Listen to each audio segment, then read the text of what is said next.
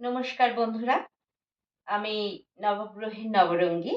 আপনাদের কাছে আবার এসেছি। যেহেতু নবগ্রহের নবরঙ্গী হিসেবে আমি আপনাদের সঙ্গে পরিচয় করতে এসেছি। তো আমরা গ্রহদের নিয়েই তো আমাদের গ্রহর কারণেই তো আমাদের ভবিষ্যৎ চলা, ওঠা, বসা সবকিছু। আমি নবগ্রহের ১ম যে গ্রহ, রবি গ্রহ, একটু কিছু বলতে চাই। আমাদের রবি গ্রহ হচ্ছে ইচ্ছাশক্তি এবং জীবনী শক্তির প্রতীক। রবি গ্রহ যদি কারো স্ট্রং না থাকে, তাহলে আত্মমর্যাদা, সামাজিক প্রতিষ্ঠাতা, মান, সম্মান, যশ সবকিছু থেকে সে বঞ্চিত হয়। তো রবি গ্রহকে আমাদের স্ট্রং করাটা ভীষণভাবে প্রয়োজন। রবি হচ্ছে আমাদের গ্রহের পিতা।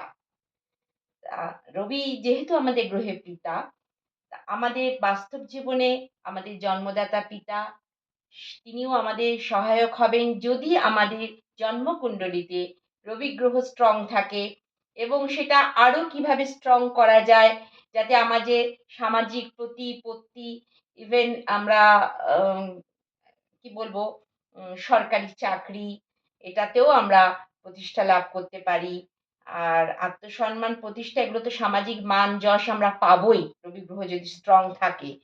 সেই জন্যে রবি গ্রহকে সবসময় আমাদের সন্তুষ্ট রাখতে হবে। যেমন ধরুন, প্রত্যেক রোববার আমরা সুন্দর করে সকালবেলা স্নান করে সূর্য দেবতাকে প্রণাম করতে পারি, গায়ত্রীর মন্ত্র জপ করতে পারি, আর সূর্য দেবতাকে জল অর্পণ করতে পারি সামান্য একটু জবা ফুল দিয়ে।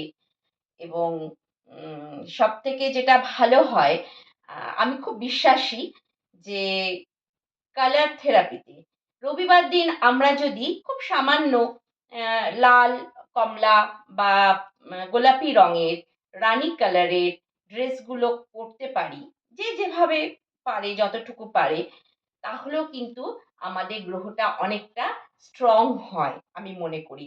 এবং আমরা সকালবেলা বাড়ির থেকে বেরোনোর আগে এই কালার থেরাপির মাধ্যমে আমরা যদি সেই পোশাকটা ব্যবহার করি রবিবার দিন, তো সমস্ত কাজই সাফল্য লাভ করতে পারবো। এটা কিন্তু প্রমাণিত। আপনারা করে দেখতে পারেন বন্ধুরা। আর যাদের জন্মকুণ্ডলিতে রবি স্ট্রং নয়, তারা কিন্তু আমার সঙ্গে যোগাযোগ করতে পারেন। কিভাবে, কোথায়, কার জন্মকুণ্ডলিতে রবি গ্রহ বসে আছে সেটা দেখে আমি আপনাদের আরো আগামী দিনে এগিয়ে দিতে পারি মান, যশ, প্রতিষ্ঠা লাভের আশায়। ধন্যবাদ বন্ধুরা, সবাই ভালো থাকবেন।